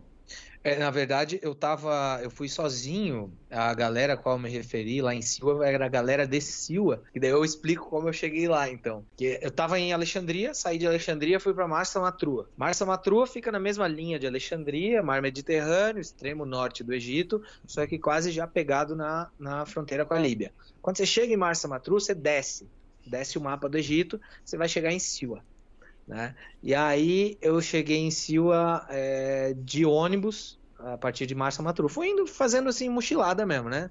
Alexandria, ônibus até Matrua, fiquei um tempo em Matrua, ônibus para Siwa. Quando eu cheguei em Siwa, um cara começou aquela guerra assim dos 2 caras de moto. Eu te levo não sei aonde, eu te levo no acampamento tal. E eu não tinha pesquisado porra nenhuma, cara. Então eu tava na mão dos caras. Aí eu sentei e falei assim, fiquem aí brigando, eu não tô falando que eu vou pegar o táxi com nenhum nem outro de vocês. E aí acabou que eu fiz a escolha entre o mais filho da puta. O outro, coitado, foi embora, ficou puto, e o outro filho da puta que furou a negociação que eu tava tendo primeiro com esse cara, ficou lá falando, não, vou te levar lá no Ali Camp, lá não sei o que, blá blá. Cara, entrei na carrocinha dele de moto, era uma carroça, assim, uma caçamba, não era um tuk-tuk, mas era uma caçamba que ele acoplou atrás da moto dele, né? E aí ele foi, cheguei em Sil ali, saí da parada de ônibus, e ele foi entrando, cara, pelos campos de tâmara dentro, né, pra dentro do oásis, passou o centrinho e falei, puta, fudeu, cara, não tem luz elétrica em quase lugar, não tem poste lá, velho, no meio do deserto. Falei, cara, onde é que esse cara tá me levando? Puta, eu precisando comprar comida pra eu me manter, porque era época de Ramadã. Cheguei lá no acampamento, o cara me colocou dentro de uma tenda lá, tava todo mundo dormindo dentro do acampamento, os caras que trabalhavam lá. Aí eu, pô, beleza, me fudi aqui, 5 quilômetros do centro da cidade, precisando comer, não tem ninguém pra me atender, os caras tudo morto, dormindo. Pá, saí, né, cara? Saí, peguei uma caroninha, voltei pro centro da cidade, comi. No que eu voltei, e eu fiz uma cagada, eu paguei esse cara por 2 noites lá. E aí, quando eu voltei, final de tarde, os caras do acampamento já estavam acordados. Eles falaram assim, cara, tu vai ficar quanto tempo? Eu falei, vou ficar 2 noites. Daí o cara falou, tá, tu pagou uma noite só? Daí eu falei assim, não, eu paguei 2. Daí, não, o cara que te trouxe me deu só o dinheiro de uma noite. Daí eu falei, então, sinto muito, fui enganado. E aí, nesse período, cara, puta, o cara forma uma família ali. O nome do cara é Ali Khaled, que é o dono da propriedade. E ele fica ali, no final da noite, no começo da noite, o cara arma um retroprojetor na parede e fica ali vendo filme, notícia, tudo ele e os criados dele. Então aquilo ali me deu uma sensação que parecia, cara, que eu tava num acampamento de uns rebeldes, assim, sabe? E o Ali era o grande cara, era o grande general ali da galera toda. E eu acabei me familiarizando com eles, contando minha história, falando quem eu era e tal. E, de repente, fiquei brother deles. Quando eu vi, eu já tava fazendo comida junto com os caras na cozinha. Fiquei 12 dias lá, cara. Foi tipo um couchsurfing sem couchsurfing. Deu tudo errado pra eu chegar no lugar e com as pessoas mais certas do mundo, cara. Eu sou brother dos caras até hoje. Todos os lugares de Síria, o banho da Cleópatra. Depois os caras emprestaram uma bike pra mim, pra eu ir pedalando até o Oráculo de Amon. Depois a Montanha dos Mortos. Isso são tudo trechos lá de Síria. Não pediram em casamento? Você Não, no final? cara. Por quê? Seria bem típico. Não, tá parecendo. Ô, Kainan, tu tá Não, muito tá- ciumento, tá- cara? Depois daquela nossa noite mágica em movimentos naquele trem no Saara, você ficou assim, né, cara? Exatamente, só foi uma noite. Eu quero mais que uma. Uma não é o suficiente. Mas enfim, cara. Chega de falar de Não, Silva aí, então, vai. cara, Tô mas assim, enciumado. pra Tá finalizar, lindo. acabou formando, tipo, foi um golpe que o cara me deu, eu me permiti cair no golpe e acabei ganhando uma puta família. Os caras são meus brother até hoje lá em Sil. Aparece brasileiro, os brasileiros vêm na minha página falar comigo. Porra, cara, os caras só falam de ti aqui. E aí os caras me ensinaram umas palavras do alfabeto Sil e lá, do dialeto deles lá. Então, cara, foi muito bacana, assim, é tipo como se fosse uma família de, sei lá, cara, de uns guerrilheiros do deserto lá, ficava todo dia fumando xixa e jantando depois do Ramadã e vendo televisão, e foi muito legal, cara. Vou escrever com muito carinho sobre essa passagem lá em cima.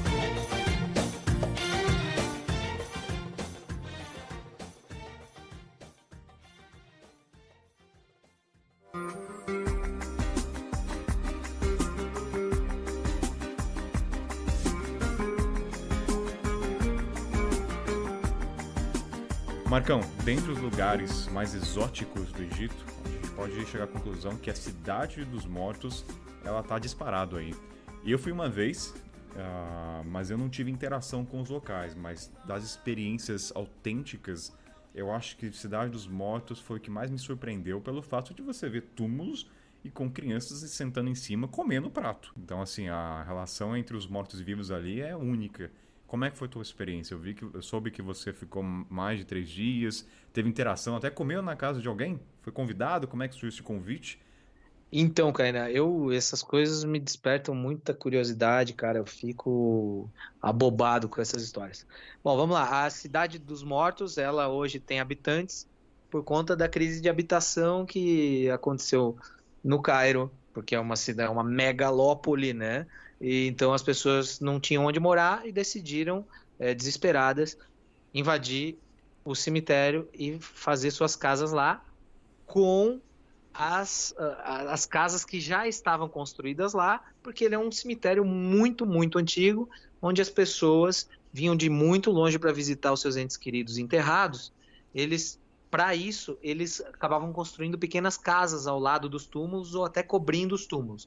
Por isso aquela estrutura, ela já estava lá quando o cemitério foi invadido. É uma mega cidade esse cemitério do Cairo, né? E essa estrutura já estava lá, o pessoal só foi entrando e dando um upgrade ali, né? Botando um barraquinho a mais aqui, outro ali, né? Sobre a minha experiência lá, cara, a primeira vez eu fui com alguma cautela, mas acabei jogando bola com uma criançada na rua. A criança também é outro, além do cigarro, olha só que coisas antagônicas, além do cigarro, o meu afeto pelas crianças também são portas de entrada para que eu possa me apresentar sem dizer oi aos adultos que estão me olhando. Ou seja, se eu estou tratando bem uma criança, quer dizer que eu sou uma pessoa inofensiva. E foi assim que eu consegui entrar na Cidade dos Mortos de uma maneira um pouco mais vivencial. Eu estava caminhando e fotografando ali com o devido respeito, né? E um cidadão que não fala inglês, é uma região super pobre do Cairo, né? Como se pode imaginar, ficou ali e me convidou para um chá. E aí, cara, se abriu essa minha experiência maravilhosa com um sujeito chamado Ramadan, na cidade do Cairo. Ele morava, né, uma das casinhas ali no cemitério, com aquelas tumbas ali do lado, e eu tomei aquele chá de água de cemitério com ele. E isso nos colocou de igual para igual. E foi muito bacana. Numa segunda tentativa de ir lá, porque eu não estava satisfeito ainda com as fotos e com o que eu tinha vivido lá, eu sabia que aquilo podia me dar mais, eu pensei, porra, se eu achar a casa do Ramadan, velho, vai ser sensacional. E de fato, fiz um esforço de memória, liguei meu GPS natural no cérebro e achei a casa do Ramadan. Quando eu cheguei lá, o Ramadan olhou pra mim, sabe aquele olhar de inocência, cara, e soltou um sorrisão lindo. E aí, cara, tava o irmão dele. Aí eu entrei na casa dele, cara, eu tava com um cigarrinho, tava com um paeiro de Minas Gerais, deixei uns paeiros com ele começou a fumar. É uma das fotos que eu mais tenho carinho das que eu fiz no Egito. Então, pô, cara, eu não consegui trocar uma palavra com ele. Eu só troquei sorriso com ele e com o irmão dele. O irmão dele tá no meu Facebook. O Facebook do irmão dele é em árabe. Ele não tá lá escrito Mohamed, M-O-H-A-M-E-D, entendeu? Tá em árabe. Eu, pra achar esse cara, é difícil. De vez em quando ele aparece, me cutuca lá no Facebook e tal. Mas, assim, a gente só se conversou por sorriso e fumando cigarro e eu dando umas risadas exageradas.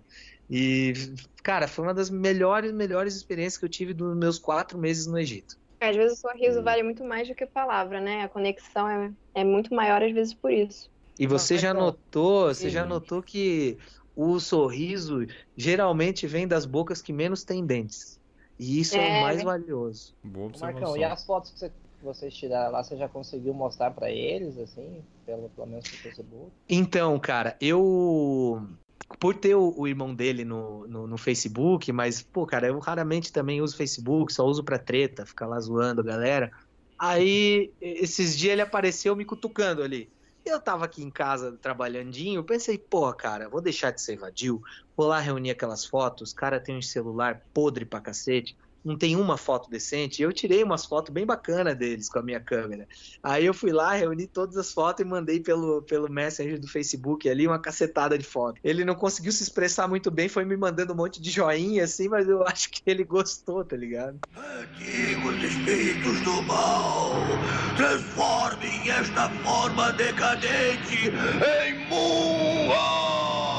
Kainan e Marcão, vocês que foram na Cidade dos Mortos, eu lembro que nessa segunda vez que eu voltei pro Egito, vocês comentaram muito pra mim pra poder eu tentar ir lá, né? E eu não sei se vocês se lembram que eu comentei com vocês que na primeira vez que eu fui no Egito, eu cheguei a tentar entrar num cemitério ali que fica bem no bairro Copta, e porque eu gosto de fotografar realmente cemitérios, eu acho que tem alguma coisa bem particular nesse tipo de ambiente, esculturas e tudo mais. Só que eu me senti muito mal, assim, fisicamente, e eu senti uma sensação muito ruim, e eu não consegui entrar. E aí, quando vocês me falaram dessa Cidade dos Mortos, eu fiquei com vontade de ir, mas assim, não coloquei como prioridade para ir. Eu queria saber se vocês não tiveram uma sensação ruim, assim, de estar lá.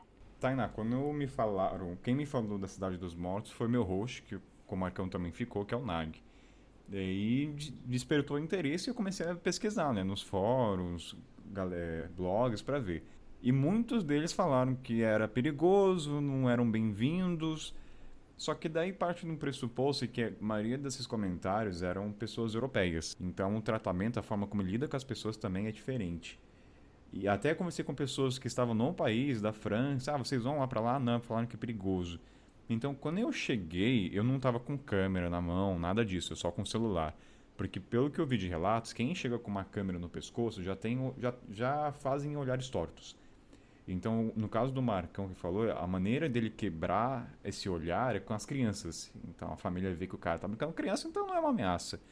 No meu caso, eu senti só no começo, mas depois você começa a sorrir e falar salam aleikum, acho que depende muito de como você lida com as pessoas. É simplesmente assim. Se ele percebe que você é um turista e quer chegar lá para fotografar, simplesmente ir embora, eu acho que eles já realmente querem te intimidar. Eles não querem a presença do turismo ali. Tanto que você não vai encontrar... Desculpa, na verdade eu não perguntei muito em questão de segurança e insegurança. É mais aquelas coisas que, dependendo do cemitério, você se sente malzão, assim, pra baixo, de uma coisa meio espiritual mesmo, que foi o que eu senti lá, entendeu? E era uma cidade, eu não sei se também é assim, ó. Não. Nesse caso, eu me senti super bem porque as pessoas eram muito simpáticas. Eu acho que quando você entra, parece um lugar pesado, mas depois que você começa a dar oi pras pessoas, todo mundo começa a te cumprimentar e você é bem-vindo. Eu acho que vai pros extremos. É essa a sensação que eu tive. Pode ir pra muito mal ou pode ir pra muito bem. Entendi, foi mais uma questão de pessoas Marcão? mesmo. Eu assim, cara, esse tipo de notícia me deixa aficionado, assim, eu sou maluco por essas coisas que são muito peculiares de um local. Eu já tinha lido bastante sobre essa cidade dos mortos no Egito, até antes de pensar em ir para o Egito, né? E tinha visto algumas séries de reportagens, algumas fotos. Cara, isso sempre ficou na minha cabeça. Eu falava assim, cara, quando eu for para o Egito, eu preciso tentar ir nesse local. A minha ideia principal, no começo, era inclusive dormir nessa cidade, né?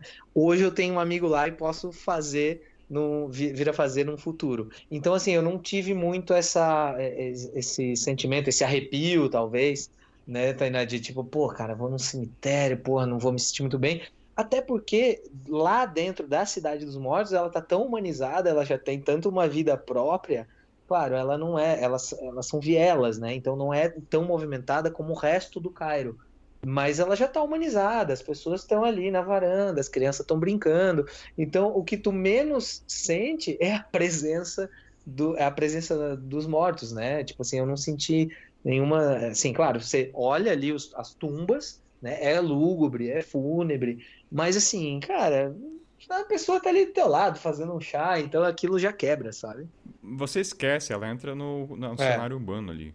No começo você repara, mas de passar 10 minutos, você talvez em dado momento, Tainá, você tá sentando em cima do túmulo sem perceber. Talvez um dos cemitérios mais atípicos que tenha, né? Você acha que realmente é cemitério, é mais uma cidade mesmo. Mas aí acho que é fundamental a gente ver também que é uma combinação de momentos, né? A gente, depois que você está na estrada há um tempo, você sabe que não existe um guideline que você vai seguir sempre. Vai ter momentos. Por exemplo, eu gosto sempre de colocar um exemplo da cidade de Potosí, na Bolívia, que é uma cidade que eu tinha muita curiosidade de conhecer, por conta de ser um dos estádios mais altos da Libertadores, né? O Real Potosí joga lá, o Flamengo já jogou. Então vai jogar bola a 4.000 metros de altitude, né? Tem mineração, tem muita história na cidade, né? Foi uma das cidades mais ricas de toda a América Latina, né? Só que, cara, quando eu planejei passar 5 dias lá, mas o dia que eu cheguei, eu desci do ônibus, olhei para um lado, olhei para o outro e eu senti uma coisa, eu senti uma energia, assim, uma conexão com aquela cidade. E em determinado momento da estrada, né, quando a gente já está um tempo na estrada, a gente aprende a deixar a intuição conduzir a gente, né? Então eu falei, bom, eu queria muito vir aqui, mas estou sentindo que algo não está bem. Então acho que nesse momento não é hora de eu curtir essa cidade. Peguei, comprei passagem para a próxima cidade e fui para Sucre, entendeu? Então acho que é particularmente entender também qual é o seu momento, entendeu? Às vezes é um momento que a gente está que a gente não se sente bem para estar curtindo ali como a gente gostaria, né? Às vezes foi algo desse tipo.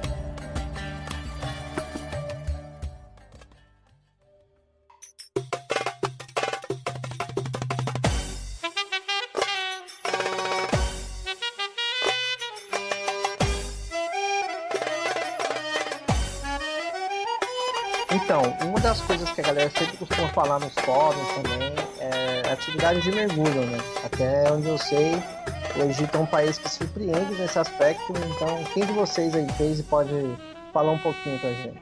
Eu fiz um mergulho. A primeira vez que eu fui no Egito, eu fiz o mergulho de batismo. Foi a primeira vez que eu tinha mergulhado, foi lá. E aí, depois que eu voltei pro Egito, eu quis fazer o curso lá, né? E realmente é um dos lugares, dizem, né, nos fóruns, dizem que é um dos lugares mais bonitos de você mergulhar.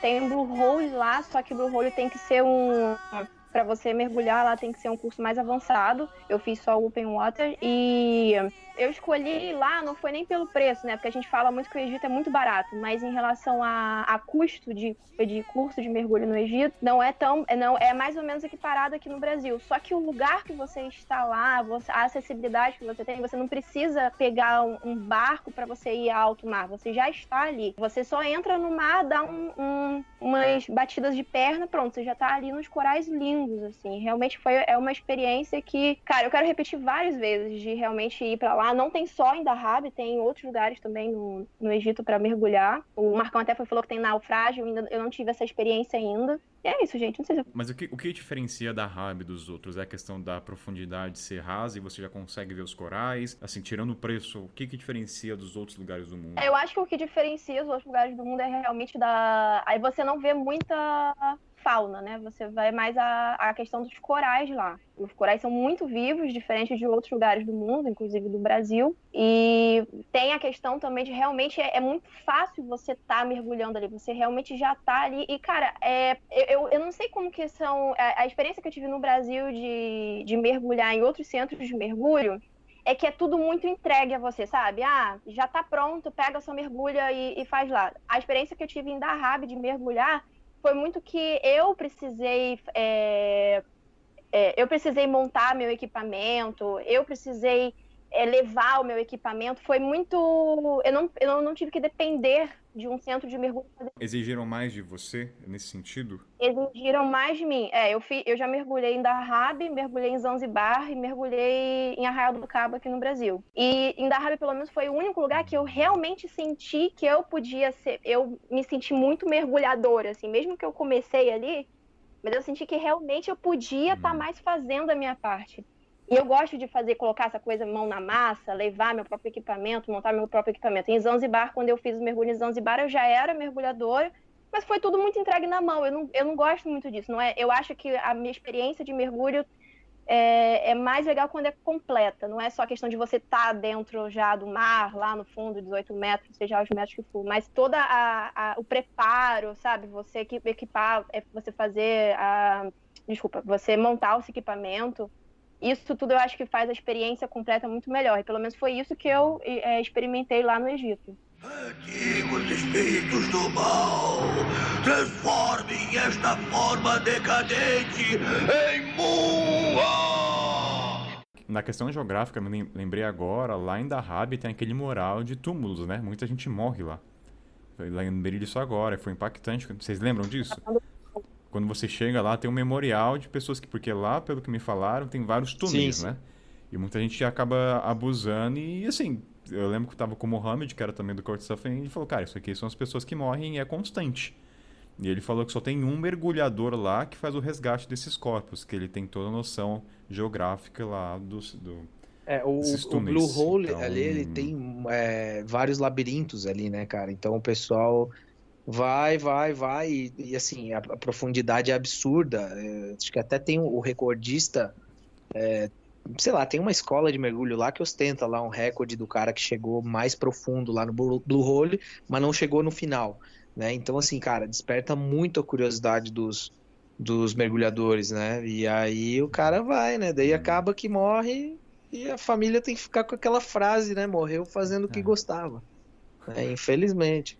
Só para explicar para o Richard, quando a gente chega nesse espaço do Blue Hole, que é a área do mergulho, tem tipo uma parede de pedra natural cheio de lápides. Mas assim, cheio. Não é pouco, entendeu? Tem muitas lápides. Aí ali você vê que é tudo 2019, é constante, não é coisa, morreu em 1900 e bolinha. Não. Até os dias de hoje, pessoas que se arriscam. Então, eu não sei se isso tem em outras partes do mundo, Zanzibar. Eu não me recordo, eu acho que nem tem chance de morrer.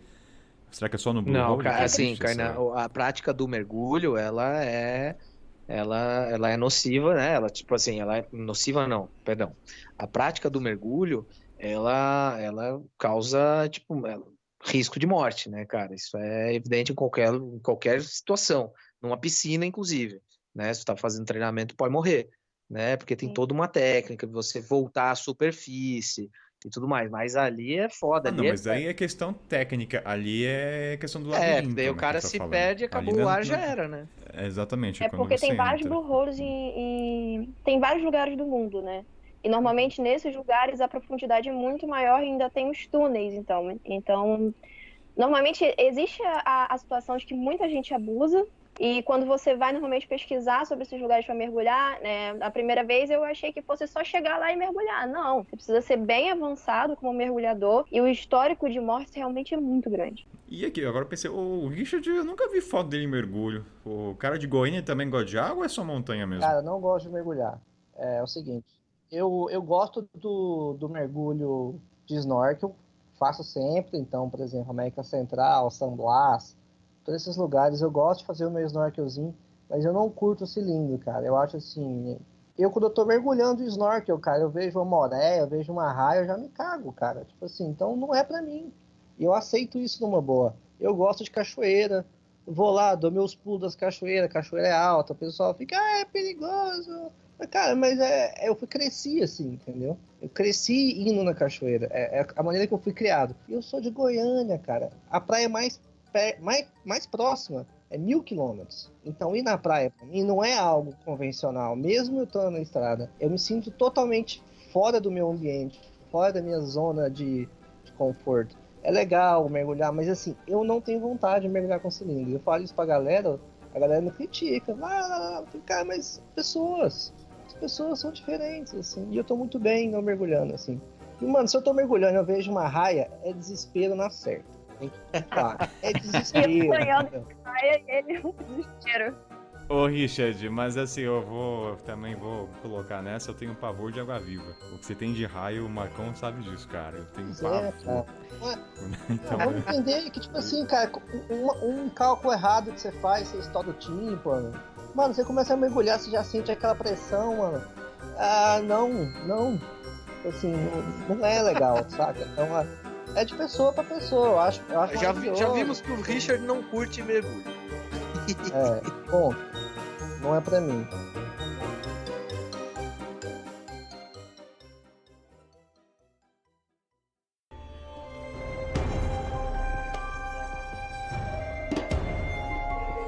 E aí, moçada, e as grandes pirâmides? O que vocês têm a dizer? Bom, cara, pra mim é um complemento do Egito, né? Não seria o suprassumo do Egito, porque já acreditava que o país seria muito maior do que as grandes pirâmides. Apesar de que não tem como não notá-las, né? Quando você tá da cidade do Cairo, você consegue enxergar as pirâmides lá em Giza. Por exemplo, se você está ali naquela cidadela do Cairo, você consegue ver elas no horizonte. É impossível não se emocionar. Quando você chega em Giza, você já consegue ver a imensidão das pirâmides praticamente engolindo, né, a cidade, os prédios ao redor.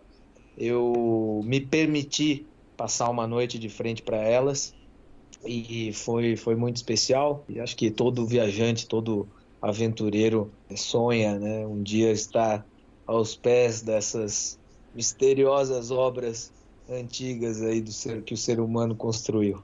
Para mim foi muito especial, porém o Egito ainda é muito maior que elas. Então eu repetiria as palavras do Marcão. Eu realmente senti a mesma coisa e ainda complemento também que realmente eu não acho que as pirâmides seja a atração principal. Acho que o Egito inteiro é a atração principal, né? É difícil você falar assim, quantos dias eu tenho que ir para o Egito? São muitos dias, porque o Egito é enorme e tudo é muito maravilhoso lá. Pelo menos para mim é assim. Mas eu tive uma experiência na pirâmide, assim, que não foi só por ser a pirâmide, né? Eu sou uma pessoa muito do lado de espiritualidade e tudo mais. E na primeira vez que eu fui no Egito, eu tive o privilégio de conhecer, fiz amizade com um rapaz lá, que ele é austríaco. E ele é tipo, ele parece até um mago, sabe? Quando a pessoa tira do nada um livrinho, enche de erva e tudo mais. Ele é meio doidão, assim. E, bom, eu tive umas experiências ele conhecia muita gente no Egito, ele já foi diversas vezes, se eu não tô enganada, ele foi 15 vezes lá. E ele sempre vai nessa busca de história, de espiritualidade e tudo mais. A gente teve uma experiência além das pirâmides, né, de estar no Karnak, e eu tive no templo lá durante a noite, e tive a experiência de tocar em algumas pedras e sentir algumas coisas muito peculiares, assim, eu diria. E na pirâmide, você tem a oportunidade de entrar em 2 pirâmides. Não tô enganada, é a Quéops e a outra eu não me lembro qual é, se vocês puderem me dizer aí. Mas aí você pode entrar ou na Quéops e tem uma outra também. Eu entrei na Quéops e eu tava com esse meu amigo e a gente entrou bem no final, assim, quando não tinha mais o horário para poder entrar. A gente foi os últimos a entrar. E tem toda aquela ladeirazinha sufocante para você subir, para você estar no meio da pirâmide. E assim, eu não esperava muito, porque eu acho que eu tinha tido uma expectativa muito maior das pirâmides do que realmente eu vivi. Mas quando eu tava ali dentro daquela sala, essa sala, você sobe essa ladeira, que você tem que ficar agachado, sobe ali, tem um sarcófago, né? E já tava vazio, não tinha mais ninguém ali, só tinha um egípcio que fica meio que guardando essa sala. E aí esse meu amigo, do nada, entra no sarcófago, deitou lá, e eu falei assim, mano, o que ele tá fazendo? Fiquei assustada. E aí ele começou a falar o On, né, dizem que é um dos sons mais vibrantes que a gente tem. Quando ele começou a fazer isso, eu já tentava meditar. Eu nunca tive uma boa experiência meditando sozinha, né? Nunca consegui realmente meditar sozinha.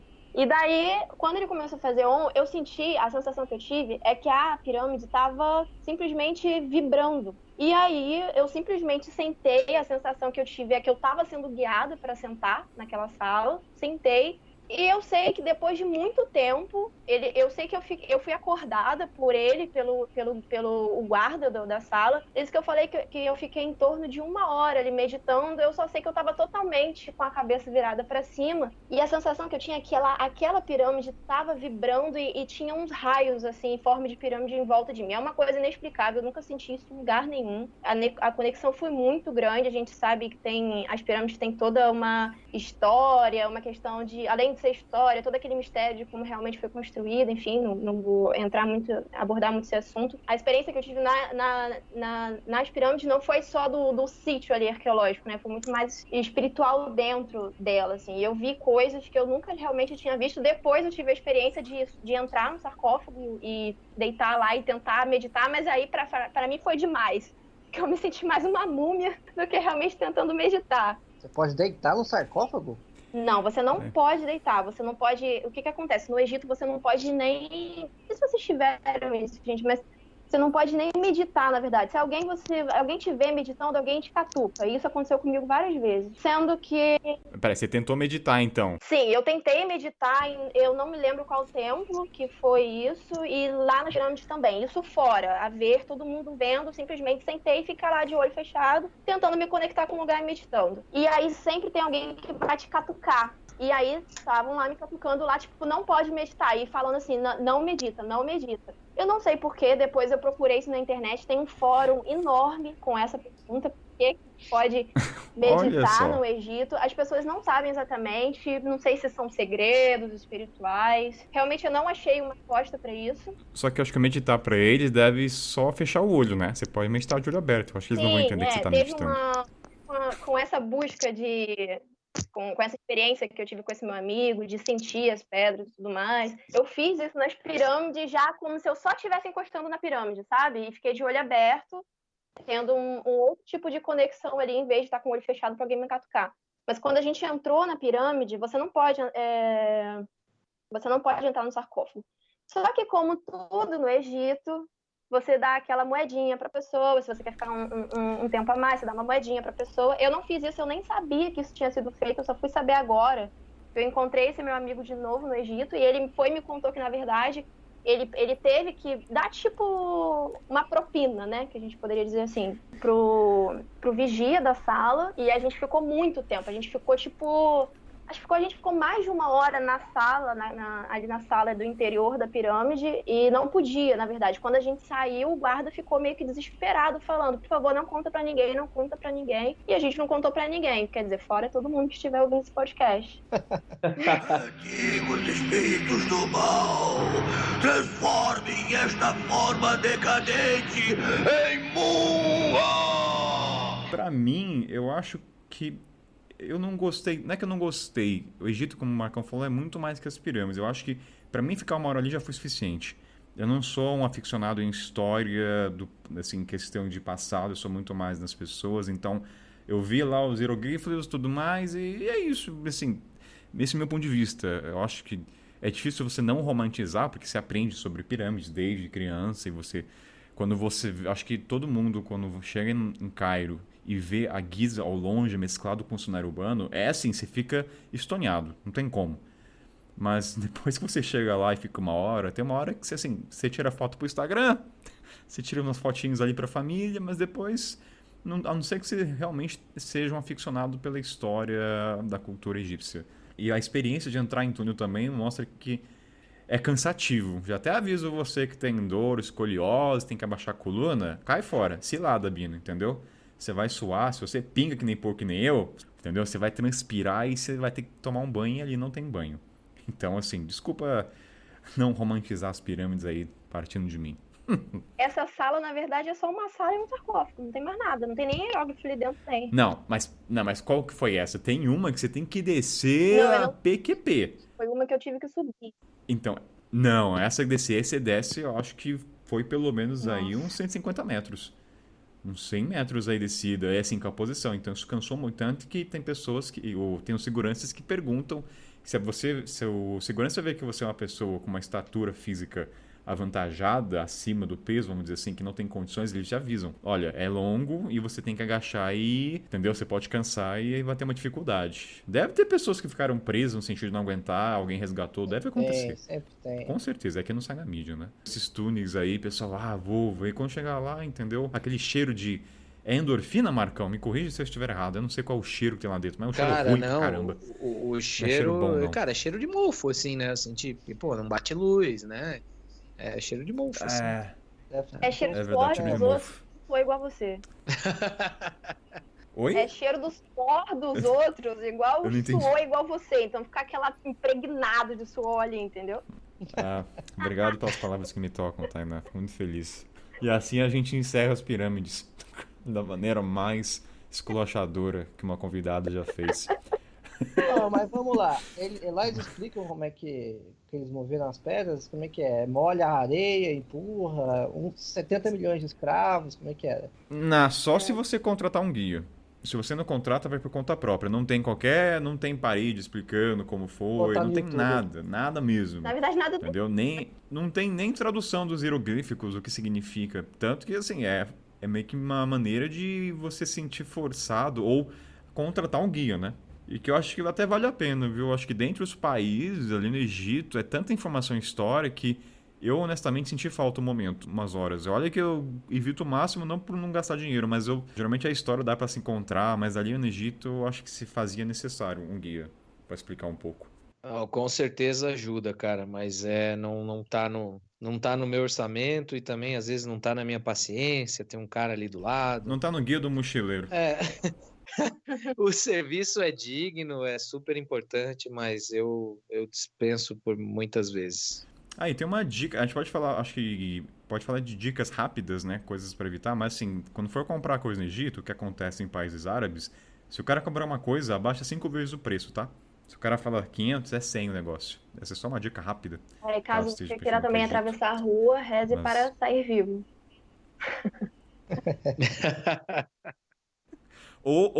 Ou faz que nem algumas pessoas que eu presenciei, o cara pede o Uber só pra atravessar a avenida. Isso não é brincadeira, isso acontece, Pelo amor gente. de Deus. Isso aí não é. Não estou. Richard, te juro, isso não é jogando purpurina, isso acontece. Dependendo dos lugares, o cara contrata um Uber só pra atravessar pro outro lado. Porque senão você pode esperar muito tempo. A pergunta que não quer calar, ele vai atravessar de jogue ou dentro de um carro? Não entendi a piada, pera aí. É que eu acho que Eu acho que o Kainan não se ligou no termo jogue. Até porque o Ah. termo jogue denuncia a tua idade, né, Richard? A minha não. A minha não. A minha tá tranquilo. Ah, isso vai pro ar, mas eu não entendi. Alguém me explica a piada. Entendi. A Jog é scooter. É o nome de uma marca de scooter que foi famosa nos anos 90, eu acho. Ah, eu devo colocar a bateria nessa hora, na edição, ou não? Nossa, velho. Jog, cara. Eu não acredito que vocês não sabem o que é Jog. Não, eu e a Tainá a gente não entendeu, então eu fico com a consciência tranquila. Coloca no Google aí. Mas não, pessoal, o que eu vi 2 vezes. Foram 2 alemãs que contrataram Uber para atravessar uma avenida. Porque, Richard, convenhamos, cara, se você tem uma avenida lá, não sei a localização, mas eu demorava, eu acho que uns 10 minutos para atravessar. Porque os carros não param, não tem faixa e eles passam muito rápido. Então, se você não tem a manha, tu demora. Se você não é local, o local até passa, ele para ali no meio, parece aquele jogo de sapinho que vai atravessando. É a realidade. Ah, mas a baseou-se no Cairo. dica é agarrar no local e ir, cara. Vai no Ah, não, sim, no exatamente. cangote ali, Essa ó. é a Vai dica. no cangote do Vai no local e escudo. já era. Eu Que se bater o que no cara. eu aprendi, o que eu observei foi só se joga que você não.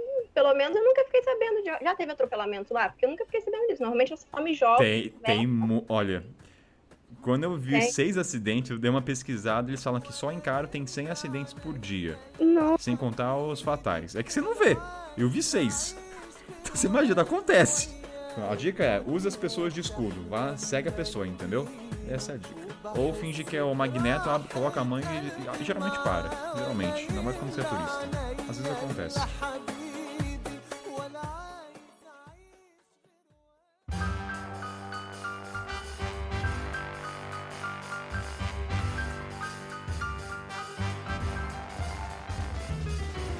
Momento jabá, galera. Aquele momento de vender o peixe fresco ou o peixe que tá trancado na geladeira.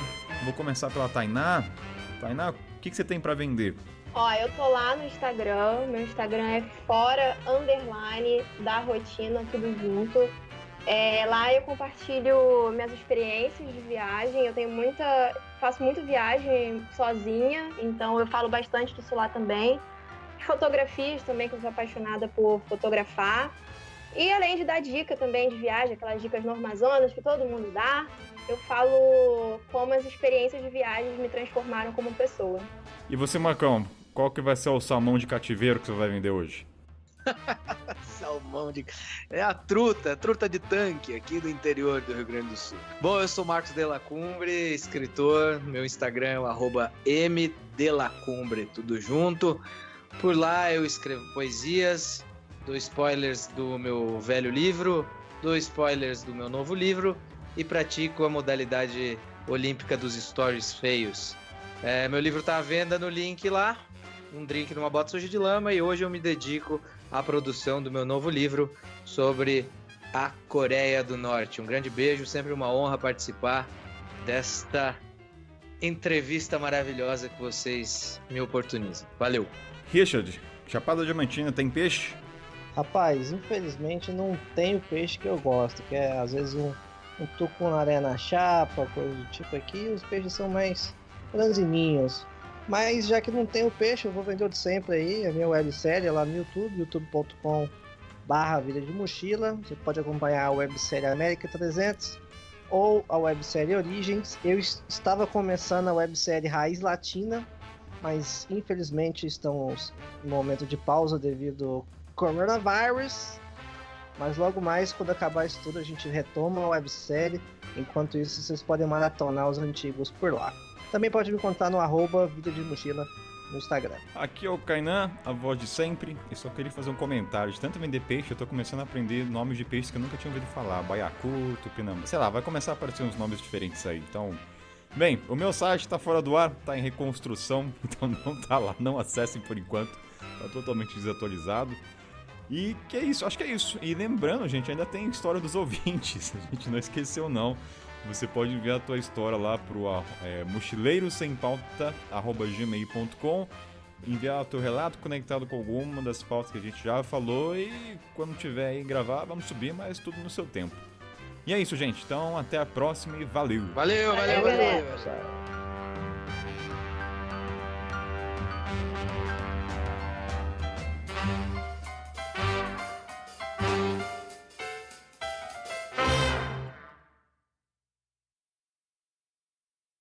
Vamos lá, então assim, vou perguntar, tá. Tainá e Marcelo, cara. Tá me traindo, Kainan. Mas É a segunda vez que ele fala Marcelo, eu reparei. É, a primeira eu deixei passar, mas é foda, né?